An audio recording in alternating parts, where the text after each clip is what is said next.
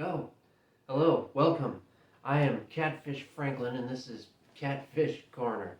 And today's story is called Old News, featuring Stacko Lee, episode number 9, The Persistent Suitor. But before I get to that, I would just like to thank you for stopping by and supporting me here on YouTube. And I'd like to thank those folks that have been supporting me on Patreon and Give Butter. Uh, Links below, of course. Now, The Persistent Suitor. This is an interesting story. This is yet another one of those sighting type stories of Stack Lee in the newspapers because it has nothing to do with him, but there is some interesting context here. So, in this story, which is essentially like some city hall gossip,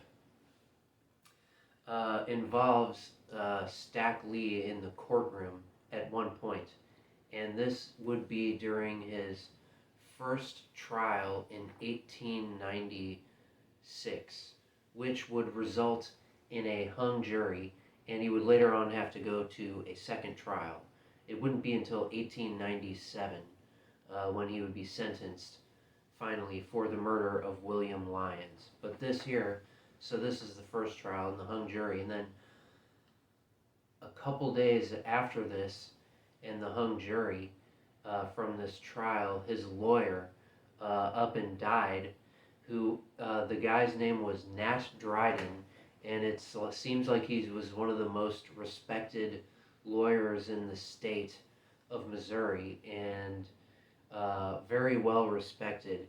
And it seems like he was one of those guys who was like a brilliant lawyer, but personally he was a giant mess. But anyway, what happened was his wife did not know that he was an alcoholic, so she gave him a drink of champagne, and because of that drink, he then went on a giant bender in which he died. But he must have been pretty influential because just a bit before this trial, and 3 or 4 months after episode 8 in the hanging of James Fitzgerald, 3 or 4 months after that, Stack Lee was let out on $3,000 bond until this trial here. So that's 1896 money, $3,000. And also, he was let out on bond for murder. So his lawyer must have had a lot of pull. So that's kind of the context around what's going on here. Now, this is a separate story that I guess I'll just get into it here. Um, July 17th, 1896, the St. Louis Post-Dispatch. Poor Annie Kehoe. Her eyes fell on Eggers, and she loved him so, instanter, that she pursues him everywhere. As the result of a joke perpetrated in a good humor, Theodore C. Eggers, assistant city attorney, has a burden on his life which he finds hard to shake. Annie Kehoe, a half-witted girl, has fallen in love with the handsome attorney, and she follows him wherever he goes. Thursday afternoon, he ran across the street from the Four Courts, through Jacobson's saloon, down an alley to 12th Street, and onto a car with Annie in hot pursuit. Annie first became known several weeks ago when she applied to Colonel Dick Johnson for a warrant against her intended husband. She was married several years ago, and her husband gave her a plain gold wedding ring. He grew tired of her and left her. She made love to a man who said he could not afford to present her with a wedding ring. Annie had to have a ring, that was all there was to it. So she gave her lover her gold ring to give back to her at the wedding. Then the lover made up his mind he didn't want to get married, and he sent back a ring to Annie, but instead of being the gold one, it was a rank brass affair. She wanted him arrested, but had forgotten his name. From there she wandered to the coroner's office, and to get rid of her, they told her that Mr. Eggers wanted to see her. Mr. Egger's office is next to that of the coroner, and when Annie saw the assistant city attorney, she straightway fell in love with him. Since then, life to him has been a burden. She follows him everywhere he goes. She doesn't care if he does order her out of the building and say unpleasant things to her.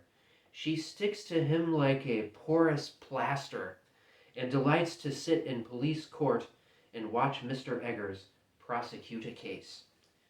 Thursday noon, Mr. Eggers wanted to go to lunch, and his money was locked in his desk. He knew Annie was waiting there for him and had misgivings about running the gauntlet. He almost had a notion to go hungry, but finally the pangs of acute hunger drove him to his office for money. He got it, and Annie started out to lunch with him. Eggers tried to get away from her and rushed through Judge Harvey's courtroom while a trial was in progress. He did not cause much excitement by walking rapidly through the room, but when Crazy Annie rushed in, tore by the lawyers' tables, and cried for Eggers to stop, there was pandemonium. The judge arose from his seat. The deputy sheriff rapped for order, and while several other deputies ran after the girl, the jurors forgot all about the trial of Lee Shelton, alias Stack Lee, for murder, and enjoyed a good laugh. Eggers rushed out the main entrance of the four courts and across Clark Avenue into Jacobson's saloon. Annie was a close second. The attorney ran out the side door, into the beer garden, and then out into the alley. Annie was not exhausted in the least.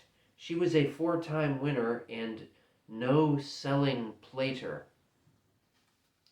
Mr. Eggers dashed down the alley to 12th Street and jumped on the rear platform of an electric car going north. Annie was within 20 feet of him at the time. Eggers told the conductor to get away from the woman, and that official signaled the motorman to go at full speed. Annie chased the car down the pavement for 2 blocks, but it was going like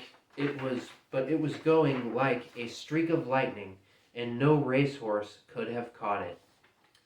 That was the way Mr. Eggers escaped. Annie returned to his office in the four courts, but he never came back that afternoon. What a ridiculous story that was. I don't know why this was in the paper. I guess it was just a different thing back then, what they thought was news and stuff like that. But interesting story and interesting kind of witness statement to Stack Lee being in court there. And interesting to know that court would have a hung jury. So that's the story of the persistent suitor. Episode 9. We shall continue on with more episodes. I've still got a few things left. Wrap up some loose ends. Still some interesting bits. So anyway, thanks for stopping by today. And, well, I'll see you next time.